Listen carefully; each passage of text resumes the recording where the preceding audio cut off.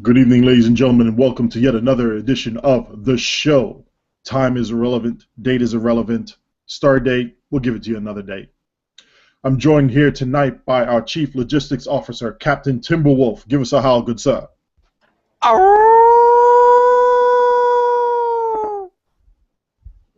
Thank you very much.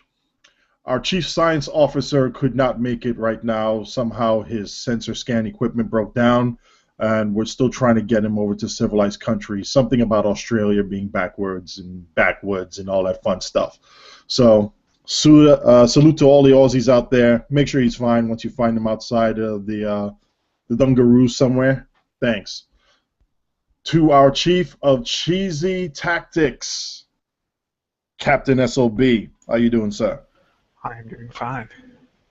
Good, good.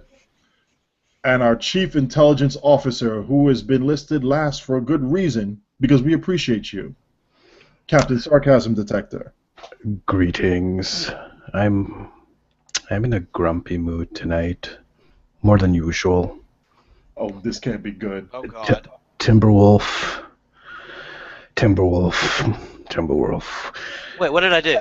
So What? I went on to my Fleet Phantom, and you know what? I don't have to be an intelligence officer when I see dog fur everywhere to know that you've taken it out for a joyride. I saw this coming a mile away. And I thought I vacuumed. well, not good enough. And you know what? I'm going to be docking your allowance for all the damages, the dent on the front, the scrape on the nacelles, all the I didn't do charred the paint. scrape. That was the first officer. Yeah, I don't believe you since you actually took it out for a joyride. Intelligence ships are meant to be used for intelligence work. And I'm docking your pay as well, your allowance as well, Odinite. Whoa. I had nothing to do with this at all whatsoever. I didn't have the keys. I didn't have the access codes. I didn't even know where it was parked. Someone swapped all my energy weapons for torpedoes. I wonder who that could be. That was him. That was not me. Don't blame me. Just You're because I fired torpedoes doesn't mean it was me. You're The still torpedo getting bay your- was full of neutronics. Yeah, you're still getting your allowance docked. Deal with it. Oh man, really? Come on.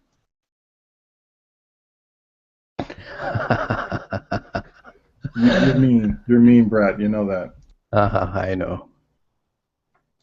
You know, if I really wanted to torch you, I'd just flood you with all those useless AP torps. That would have been useful then. Well, at least then you'd actually be using a good torp. Boy, Oh God. boy, Warp don't core make me breach. shoot you. Don't make me shoot you. I High rolled torp. I rolled a 20 on that one. Oh boy. Yeah. Anyway, give us the real intel. What's happening here? Real intel? Well, I did a little bit of some intelligence swapping with a friend of ours named Loot Critter, and I gave him some information about what we're going to be doing on the show here in the future, and he got really excited about that. And you guys in listener land should get excited about it too. I don't know if we can give out the details yet, but next week and the following week should be some really good interviews coming up. And in return, he told me about some of his upcoming projects. He managed to snag, I'm not going to scoop him and give out all the details, but he managed to also snag a really interesting interview. So that's going to be coming up sometime in the future. I don't know when the date is exactly, but should definitely stay tuned for that on his blog. I wonder who he's going to interview this time. I'm gonna have to ask him on Twitter, see if he can give us maybe a small snippet. Well, you know what? Our Chief Intelligence Officer usually is a step ahead of us. I'm going to see if I could leapfrog him once, just this once, and get some info on this. Because Loot owes me one. It may or may not have anything to do with upcoming content in STO. Gee, thanks for the hint. All right. Is there anything else that we want to slowly reveal out to the general public? No, I think that's enough intelligence for you guys for tonight. Well, thanks. That Thank you, sounded pretty really. bad. Wow. Oh. I need Ouch. more brain cells, man, and coffee. I just pulled a Janeway. Anyway, moving on. We had a Redditor by the post handle name of Pro Level who gave us this little tidbit about the weapon to shield swap on the fleet cores. Now, for those who don't know, in the fleet cores, whenever you were initially going to go and buy them, you could buy them with different mods that are on them. One of them initially was weapon to shield. So it'll take 7.5%. Correct me if I'm wrong, gentlemen. It is 7.5%, right? Correct. So it's 7.5% of your weapon power being diverted, well, being provided as a bonus to your shield power level.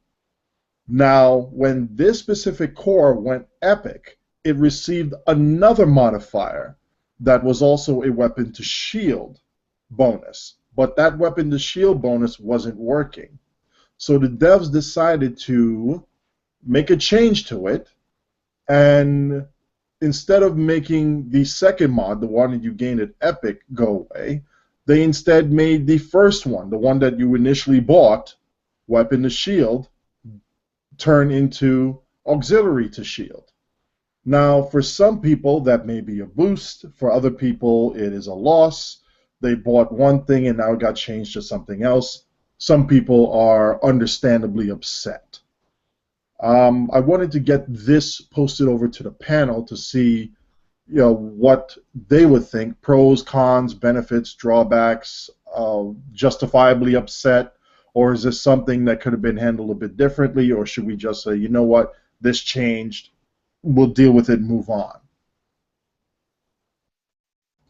Spencer, Wow. we'll start with, well, go on, sarcasm. No, I was going to say that basically they couldn't fix it.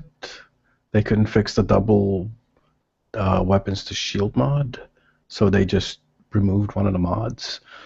That's quite interesting. I wonder, this mod has been broken for a long, long time. I think since the upgrade system was actually introduced, which was what, 9.5, season 9.5, or was it Delta Rising? Now, when it was broke, I didn't have one of these cores myself. Did it give the 7.5% bonus at all, or was there no bonus at all? Yeah, having used this core specifically, I received the 7.5% bonus from weapon to shield. So it did work there for the first one, the one that I bought it for. Okay. The upgrade didn't work. It's the double mod that didn't work. So if you got it to Epic, the second weapons to shield did not stack on top of the first one. Correct. So instead of, in my mind, I thought if they were going to fix it, they would make a change to when you turned it to Epic, where they would change that modifier. But instead, they changed the modifier from the one that you purchased it at, which was the weapon to shield, and they changed it to auxiliary to shield. Now, some people are specifically energy users, are more upset about this than I am, obvious reasons. But I bought this thing expecting this. The upgraded portion didn't work, so why change the portion that did work? That's the question and the logic behind it. Okay, what I don't get is the core was what? Weapons to shield originally. Correct. So why did they swap it from weapons to shield to aux to shields? Why not make it weapons to engines or weapons to aux? Because clearly, people who bought this core wanted to take bonus weapon power or bonus power from their weapon system and put it in another subsystem. So why didn't they just keep it weapon to X and just skip the shields? No clue. That would If have made anybody more at sense. Cryptic who was involved in this decision would like to chime in, we would love to see an answer or at least some reasoning behind it, other than, well, this was it. I mean, just something to at least be able to understand what was the reasoning behind it. If it was something with a program at the code level, something was messed up. Yeah, why couldn't we change it then to something else instead of trying to fix the weapon to shield aspect? Just change it from to weapon to something else. Or is it just the fact that you had a double weapon boost wasn't applying it properly at all? I don't know. I'm grasping at straws at this point. No, if you have multiple weapons, it actually works. So, for example, my core is weapons to aux. It's got weapons to shield as the epic mod, and then I have the Polonic console, which is weapons to engines, and I can run all three of those without a problem, and they all work. So then that definitely leaves me scratching my head. So if anybody over at Cryptic HQ is listening to this, community would like an answer on this, please give us something to work with. We'd appreciate it. Anybody else have anything else they want to say about this? Nope. All right, we're going to move along here. Timberwolf, give us some good news here. What's coming up with the patch tomorrow? Are we going to get some good news finally? Some relief? We are. I've got the patch notes up right now, and they're resolving several things tomorrow. A couple of grabs are stating there's a DirectX graphics related crash. They're fixing that. I'm just reading off a couple of the minor things before I get to the big ones. We've got the device tab in the lobby store now available. So now those duty officer missions you were getting from the Year of Hell box, when you complete them, you can actually grab that device out of the lobby store, whereas previously there was nothing there. Just minor like costumes and outfits, UIs. The big things that grab my attention, that would probably grab everybody's attention, is your Starship Traits. They've clearly stated they have basically put those back in for people that are missing them: Super Weapon, Ingenuity, and Weapon System Synergy, which is news to you, Odin. They basically disappeared. They were no longer there and associated with what they're supposed to be. So people were losing those abilities. They, in a sense, lost those traits.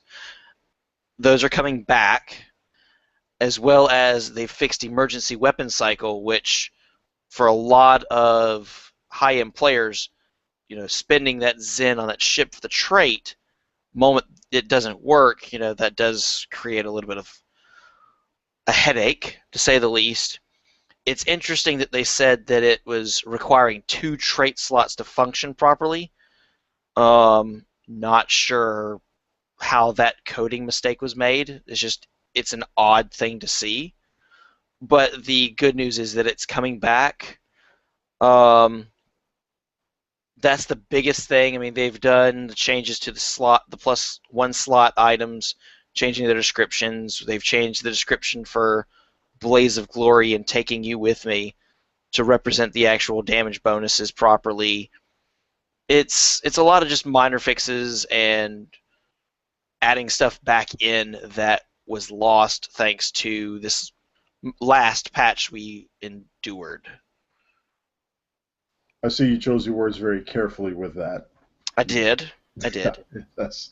Now it could have been very accidental, whatever it was. We speculated in what it was privately, but for whatever it was or what happened, it's being fixed, it's being addressed, and we will see the results come Thursday and Friday once everybody's settled down, patched up, and is ready to go play the game again.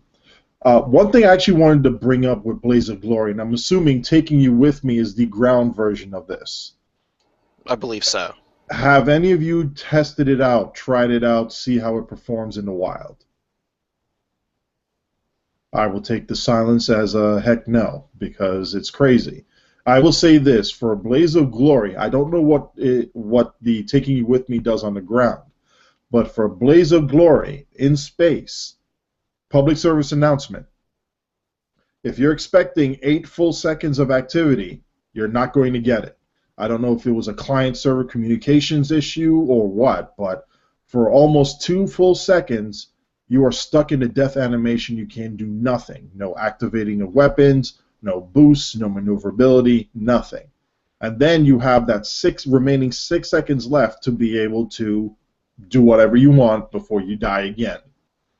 Second thing, if you die and the cooldown on it expires before your death timer expires and allows you to push the respawn button, it will kick in and bring you back to life again. So be forewarned that that does happen. When you die and your death timer is counting down, if the Blaze of Glory cooldown timer beats the death timer, it will trigger again. Be forewarned. Weird. Yeah, I mean, for all intents and purposes, that portion of it is working as it is coded. Cooldown expires, you're dead, poof, it kicks in. So that's the logic behind it. Whether that's the intention for it to work that way, I don't know. But it's just giving it as an announcement. That portion of it I'm not complaining about. That's how it is. That's how it's happening. I've gotten accustomed to it. The lack of activity for the first 2 seconds is a pain in the butt. If it says 8 seconds and I'm only getting 6, which is barely anything to just hit a button and fire a torpedo off, and that's assuming I don't get an extra 1.5 second global before the torpedo actually fires, that's all I get. So, public service announcement on that. What else about this patch here? I mean, Broken Circle, we saw that it was actually going to fix that now. Yeah, I see that. I heard a lot on TeamSpeak and a couple other comms where they would get stuck inside one of the relays. That's funny. So this should be a good quality of life improvement for people here as well. The only last thing I would mention, it's just kind of a passing mention, is in general it's the second to last thing. The event calendar has been updated to show the weekend events for the coming months. So it's looking like they're trying to go ahead and pre-promote more like they used to, where you'd see things further out so you had an idea of how to plan out what you were doing. So I think that is a positive move. So they are pre-advertising, okay, this weekend you want to be here for this kind of deal. Oh, that's great. I mean, I see fleets getting a huge boon out of this here when they can start scheduling events, and all of us as a community really start scheduling events around whatever Cryptic is throwing out there for us. So yeah, I would call that as a huge win. So we'll say thank you for that. For those who are actually experiencing any DirectX crashes or anything where they're starting the client and it locks up on them, especially if you're using Windows 7 Home Premium, I would like for those people who are using any other launcher program, whether it be Steam, Arc, or Crackerjack boxes, to actually go find where the STO executable actually lives. Like, I mean, you should be able to see that part there. I'm going into the properties for the STO executable. I'm trying to find where it lives. And it says right here in the target. You may not be able to see it, but I right-clicked on the shortcut for STO. I'm seeing where the target is, and I can go to Open File Location. So I go to the file location itself, which is here. Now, I can right-click on it and select Run as Administrator. Some people may need to do a Shift right-click to run as administrator, run as a different user. Either one of these options, when they are available to you, I want you to use an account that has full administrator privileges to start the launcher. See if it'll fix whatever issue you're having if you do it that way. And if it does, post it somewhere on the forums where Cryptic can read it. They might be able to use that information to be able to put a patch in there and say, oh, it's running across some Microsoft subsystem is supposed to protect the HAL and stopping certain code from accessing certain areas within protected memory space. Who knows? The coders will deal with it. But Try that. See if you can run it as an admin using run as administrator. Let it patch. Go into it. For the people of I personally helped that use Windows 7 Home Premium, that has fixed most of their issues with the launcher not even starting or patching, let alone crashing whenever they log in. So hopefully that'll help a lot of you out there as well. All right. Next up, I'm going to be talking a lot tonight. Something else I've been working with Agricil, or how do we actually pronounce his name? I've been trying to get him on tonight to get that. Tom. Yes, we say Tom, but his in-game name, his in-game handle, his call sign. Agricil. That's Agricil. Yeah, whatever. Mal Reynolds is fine. Mal Reynolds will work. So he's been doing some work on a project of his where he's more or less reverse engineering the weapon damage modifiers, their values for it, the base damage of each weapon, etc. So he's got it down to where he could put in this formula. Well, the beam weapon formula is a little bit lower there, but I don't want to reveal that one yet. But the beam weapon formula, pretty much the beam weapon formula works for other energy weapons, and a very similar formula works for torpedoes. Up to Mark 12, for most of your weapons, barring some anomalies, for most of your crafted weapons and everything else, up to Mark 12, they are consistent. They follow the formula. You can put it in. The expected upgrades will show the damage displayed on the tooltip, and it's there. It works. It's tested. It actually registered this damage.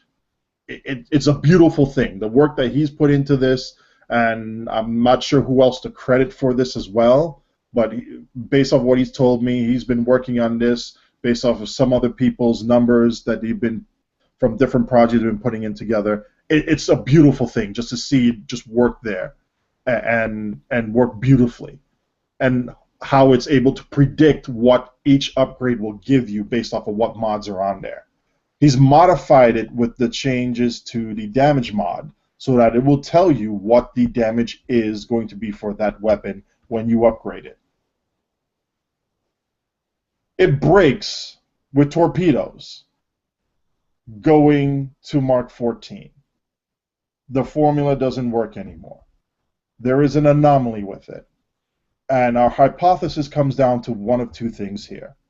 Either A, the coefficient for torpedoes is less than that for other weapons going from Mark 13 to Mark 14, or B, torpedoes are treated as if they have negative modifiers to their base damage at Mark 14. 4 to be exact. Unless you're a tricobalt, then you have 3 and some weird coefficient, or if you're the temporal disruption device, nothing. Nothing at all. You're just some special snowflake, and you don't get any damage boosts going up from Mark 14. Change in quality, get extra mod, whatever. Nothing. No changes at all. So, yeah, torpedoes are screwed over at a fundamental level. You guys are right. I was working with busted stuff.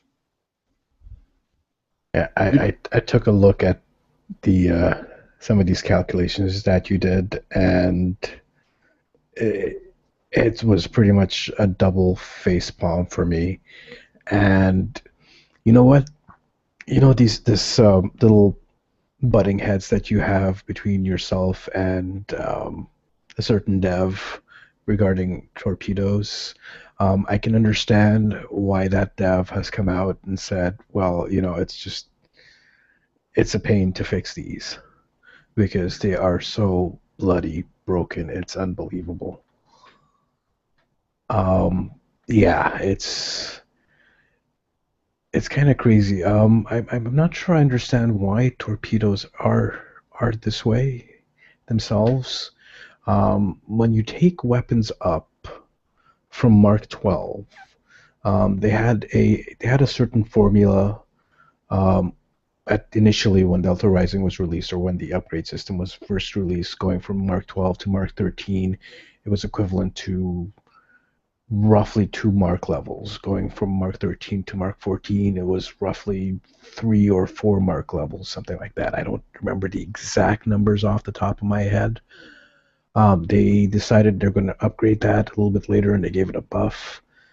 So going from Mark 12, Mark 13, it was like 3 Mark levels. Going from 13 to 14, it was more like 5 or 6.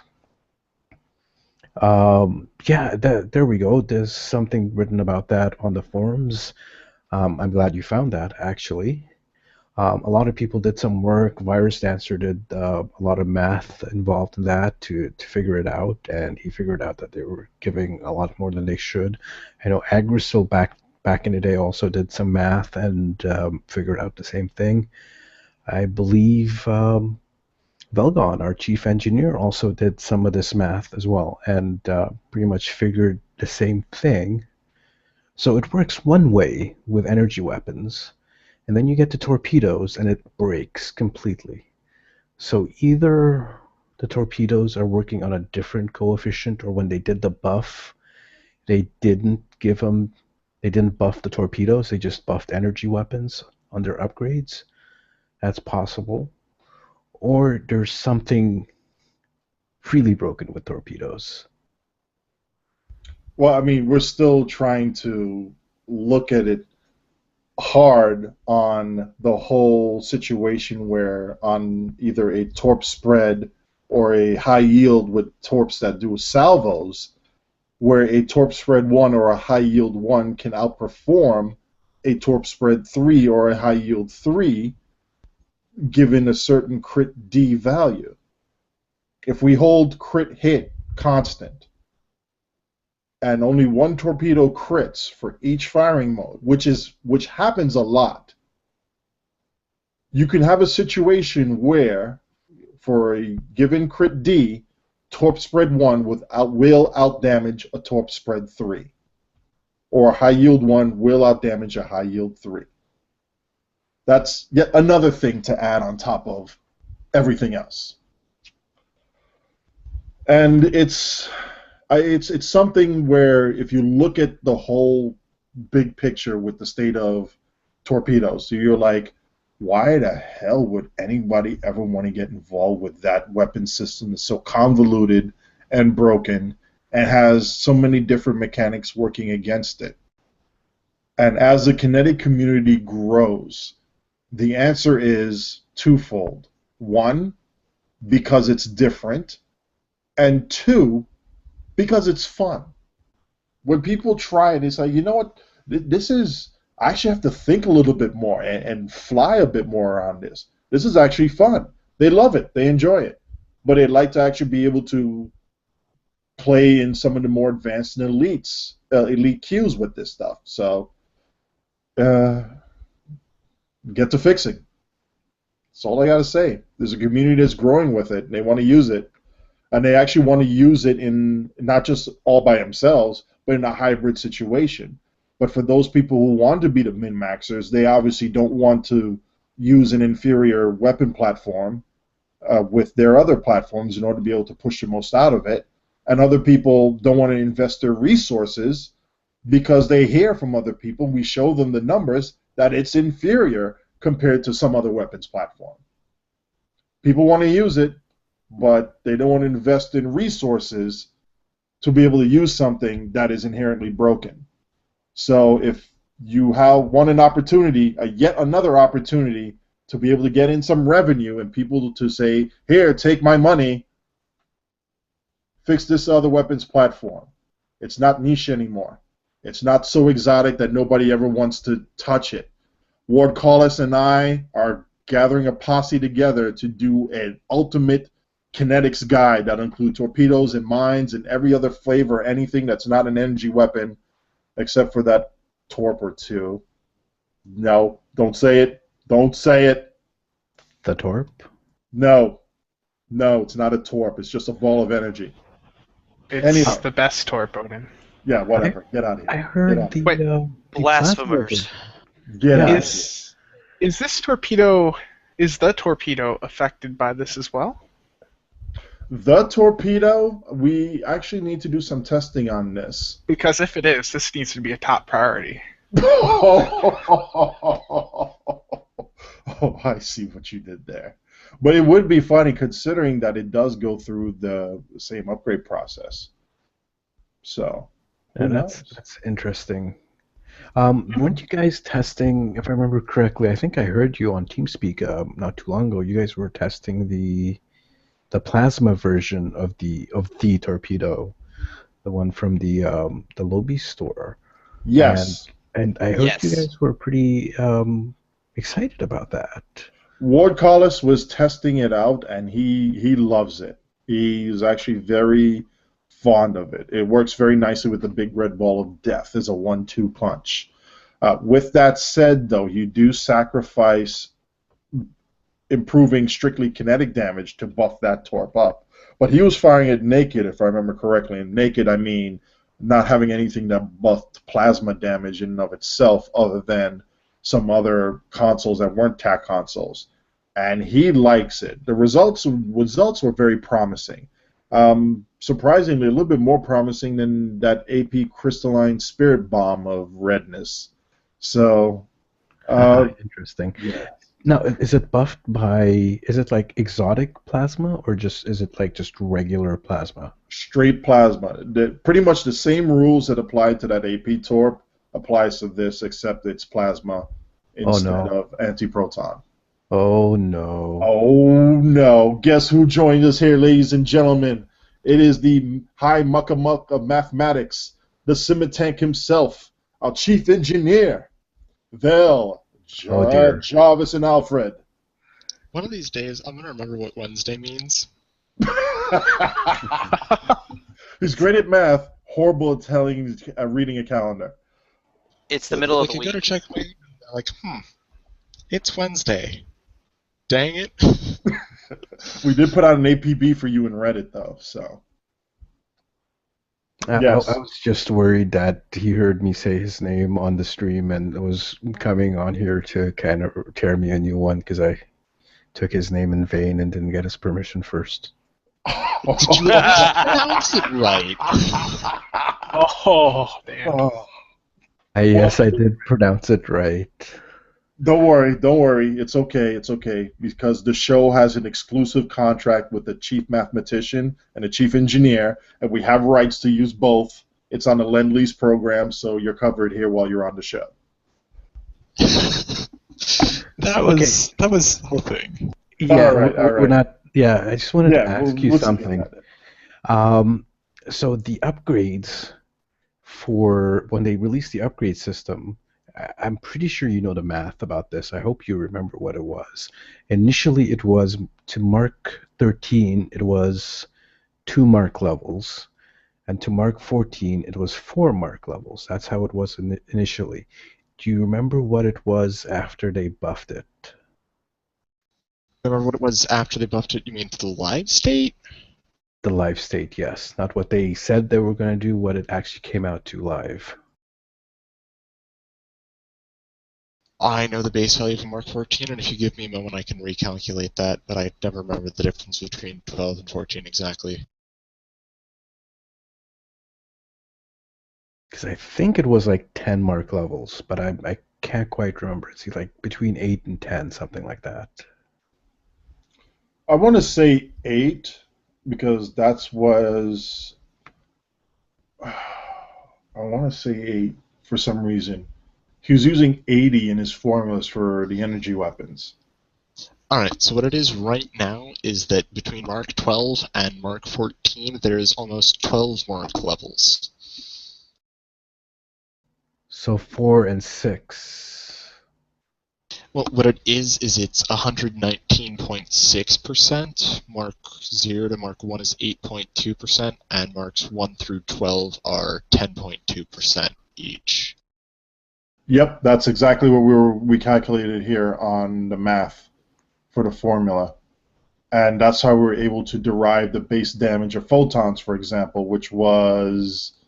Where did I put that at? They doubled it then. Okay, so it was originally 2 and 4, then it went 4 and 8. They absolutely doubled doubled it, which is why the plasma consoles were so insane back then. Oof.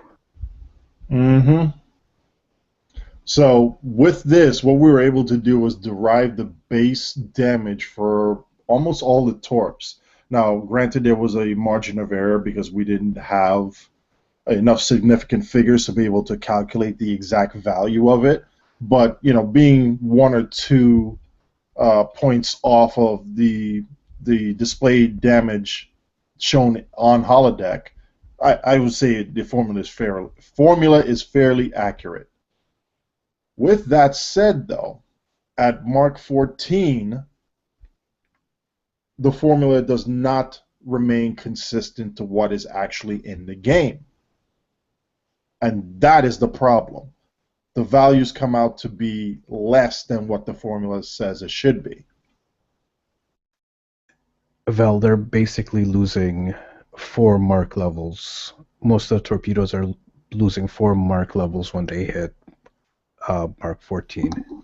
Oh yeah, I remember hearing Marshall talking about this earlier. It sounded like fun, and I knew that he was looking at this the moment he asked in chat for a Mark 13 version of a Torp. He had a Mark 14 version of it. It's the only thing he'd do with that information. It's not looking to downgrade. It's not much of a downgrade until you start throwing in multipliers. Then you just realize how much damage you're actually losing. Oh yeah, no, I'm just saying I didn't think you were going to rebuy the Torp and leave it at Mark 13 when you already have it at 14 was my point. But I just want to clarify something for anyone out listening. When I say that there's a 119.6% difference between Mark 12 and Mark 14, that obviously doesn't mean it gets, it goes from doing 100 DPS to 220 DPS. There's a whole bunch of math that's just within the whole math of the fun damage categories and all that. It's a great read. You can read about that later if they haven't already told you. Can we get the link for that later on? So we'll post it on our link description here. Well, I'm expressly giving you permission, and you've asked me about it, so yes. Why, thank you very much. my I God. appreciate that. Fellas rolling 20s tonight, wow. 20s with double criticals and vorpals. Oh, ah! Oof, oof. So, okay, live it's 119%, or we can say 12 mark levels. That wasn't what they said they were going to do. Could it be that what they said they were going to do is 80%, roughly, or 8 levels?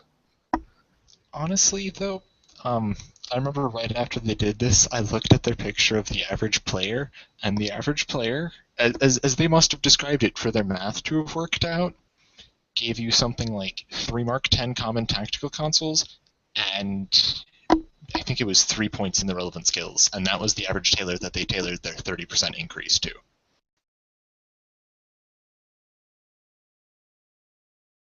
I had that link somewhere up here too. I had to use the Wayback Machine or dig it up, but where did I hide that thing?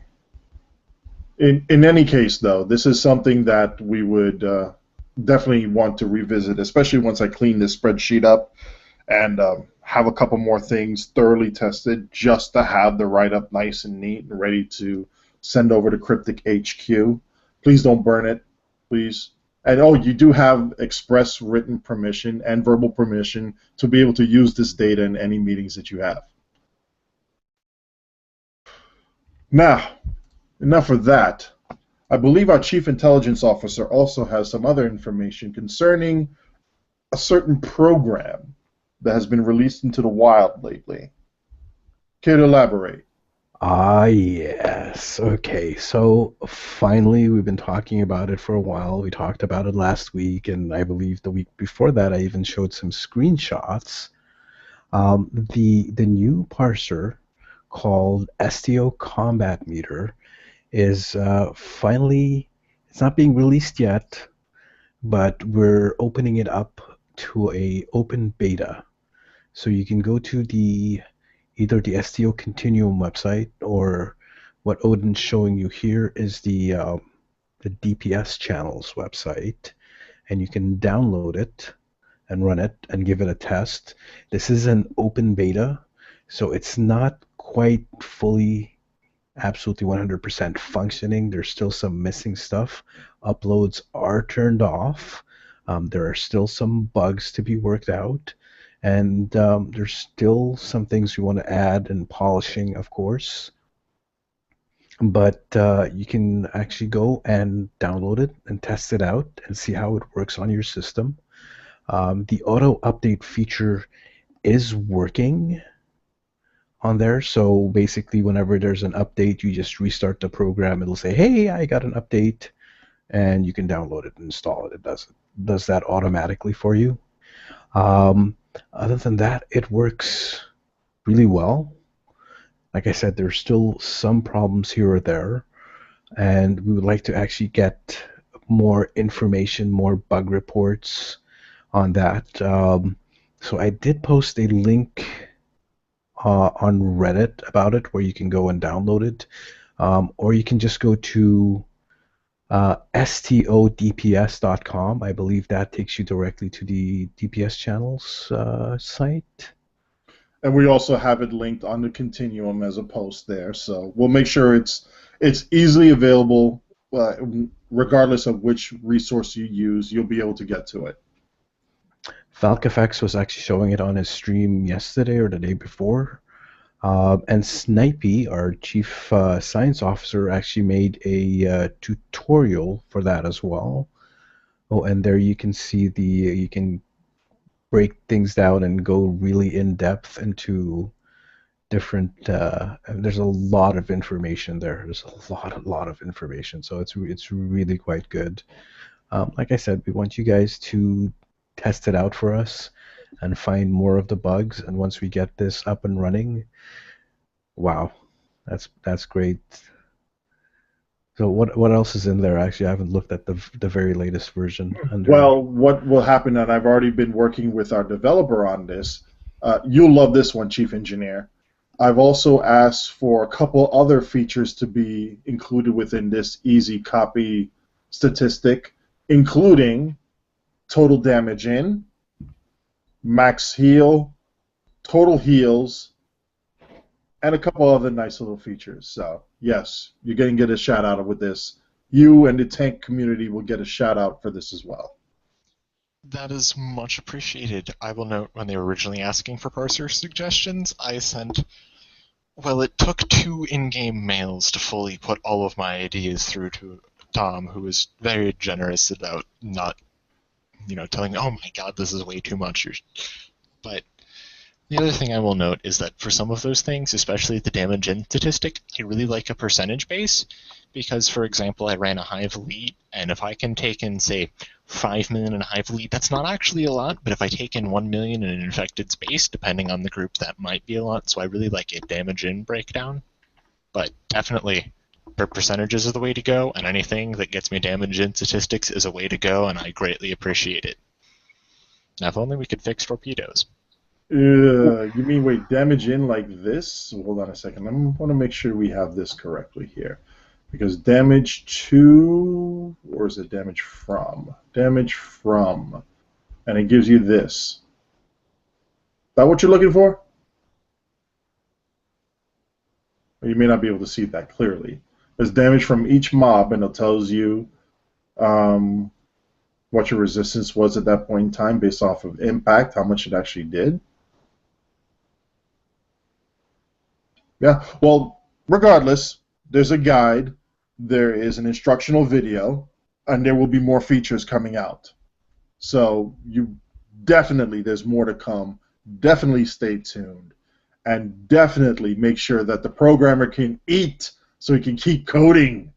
So, yeah, we haven't set up anything yet, but I wanted to do a little thank you to the programmer and the people in the back end who are making this happen.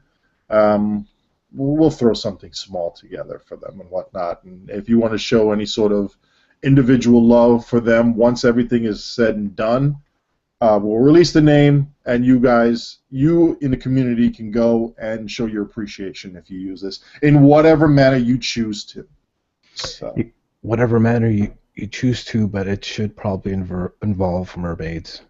Mermaids? I thought it was leaks. No, the programmer is a massive mermaid fan. Oh, really? I didn't know that. Okay, lots of mermaids. Does he I, accept ponies? no, it's just mermaids, and I heard that he put a mermaid Easter egg somewhere in the parser. So I'm Oh, not sure how accurate that is, but You yeah, know, if you this can find it and screenshot it for me, I would really appreciate that. this parser really? is going to be really good for me because it's going to prompt me to do the annual computer wipe that I should be doing every year that I haven't done in, well, longer than 1 year. Somehow I broke something on my desktop, and I've never been able to get any version of it to launch. Runs just fine on my laptop. I think I've slightly over-engineered the thing. Ooh, look at that. Damage incoming. Boom. Right there. So, yeah. Yeah. Nice. Works.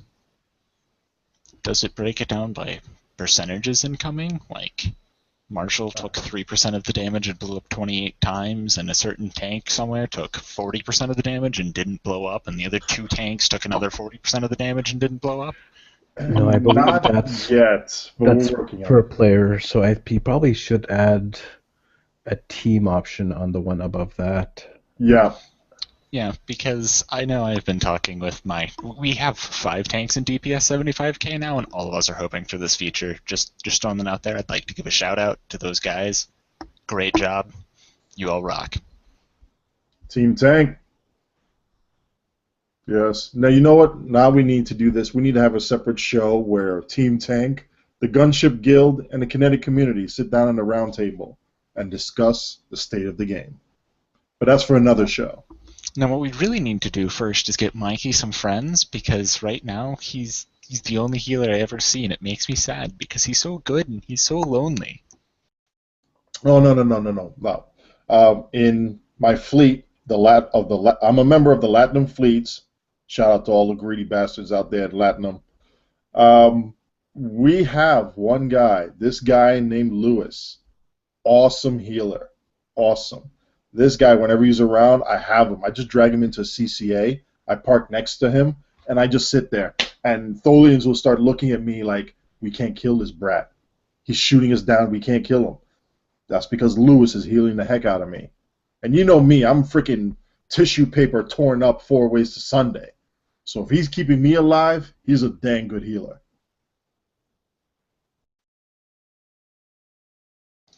Yeah, my good friend Mikey flies Paladin. He's been flying this same basic Ox to Bat Odyssey healer, one of the best ships I've ever flown with, no joke, for well over 2 years now. It's the only ship he ever flies. It's crazy, but he's so good at the thing.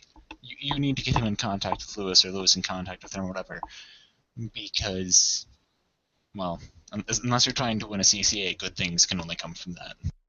Yeah, McKay, yeah, he's a very fantastic healer. The only time like I die is when I'm pulling a crazy Jenna, running around at maximum speed and flying away from him. Otherwise, when I don't do that, I actually survive. But yeah, continuing on. Yeah, good job on that one, buddy. Good job.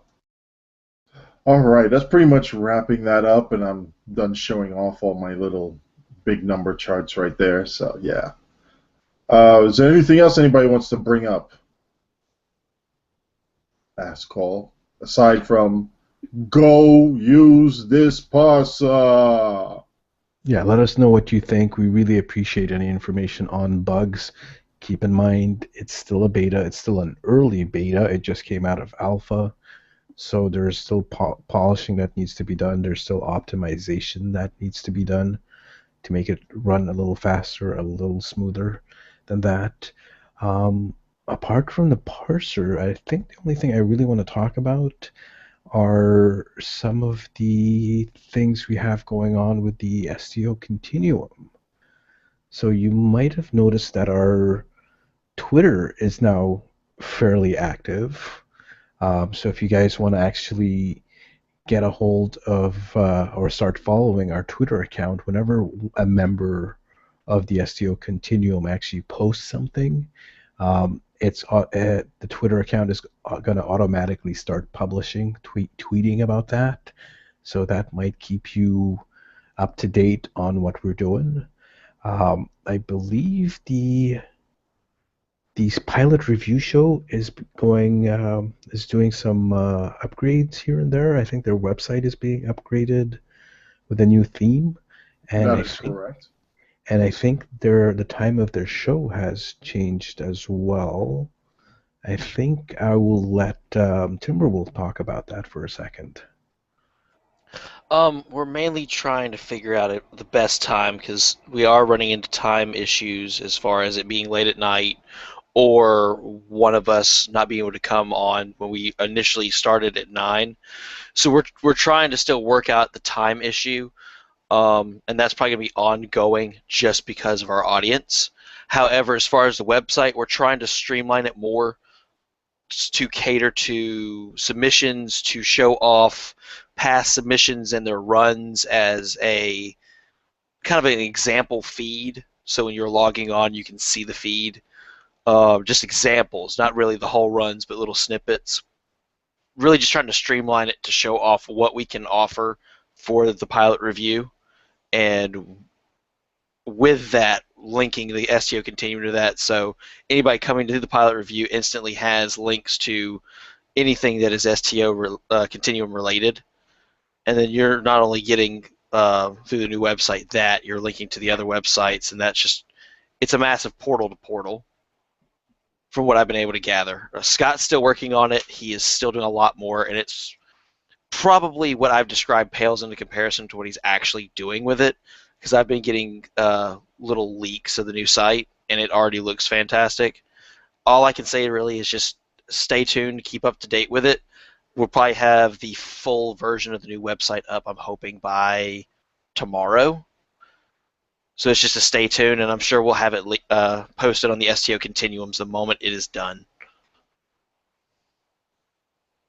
I need to submit my build and videos over there to get a nice, proper flight analytics done by you two. That way I can see, okay, where am I screwing up so I can improve on my game, and actually start being competitive with all you beamers out there. We would love to have you. I would highly recommend it. I went on there a couple weeks ago, and some of the things that they pointed out to me were really helpful for my flying and my ability to shoot stuff effectively.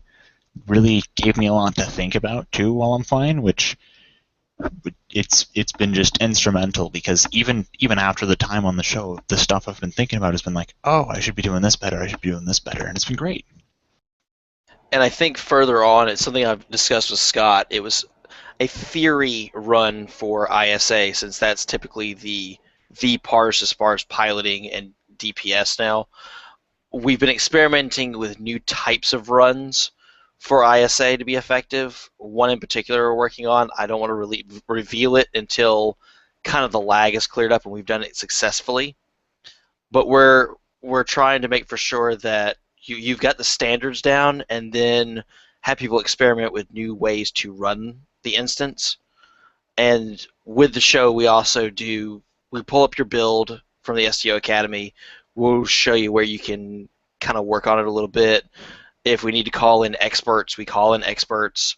So typically with Torpedo builds, if we don't have the answer, we'll forward them straight to Odin. It's just the big thing, the piloting. And Vel was fantastic on the show. He really was. Just to see what that tank build can do in ISA was astounding. But I think from what he said, the insight we were able to give him, I think he increased quite a bit.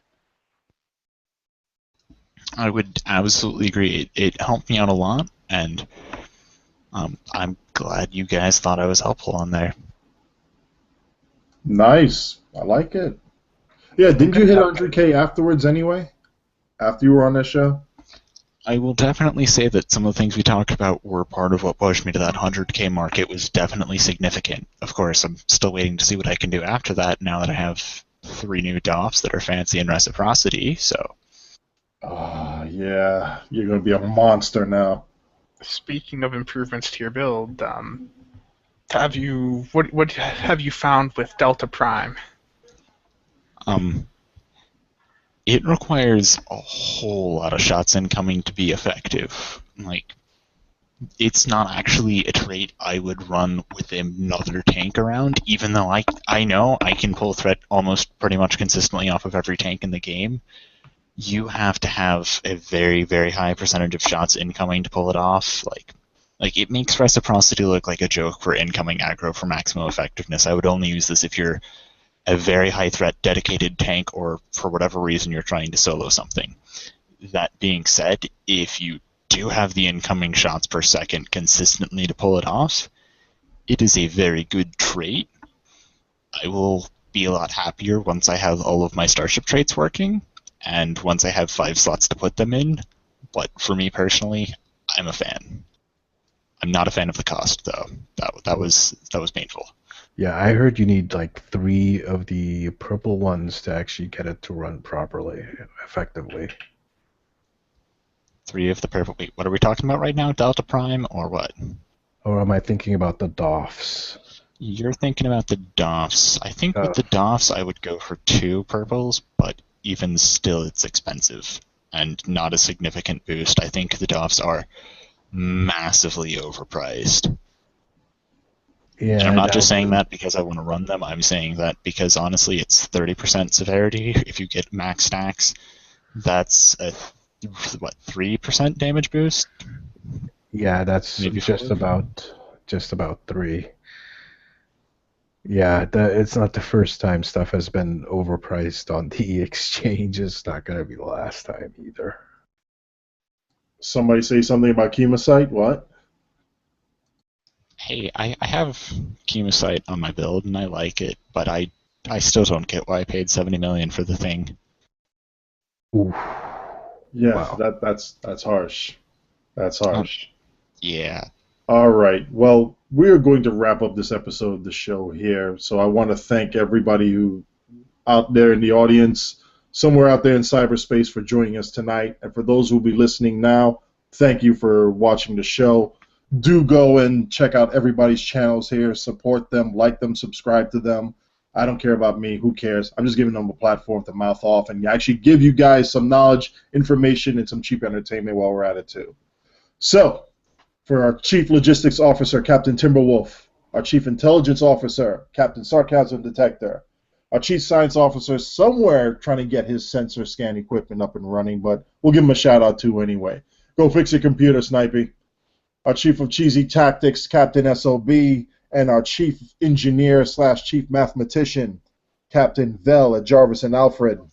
I'm telling you, I'm the hobo. I'm the hobo that just sneaks in and tries to act like he belongs. Doesn't even know what day it is. One of these days you'll actually remember what day of the week it is, and then you can join us on time. I'm your Chief Strategic Operations Officer, Captain Marshall, and thank you for listening to the show, Star Trek Wednesday. Have a good night.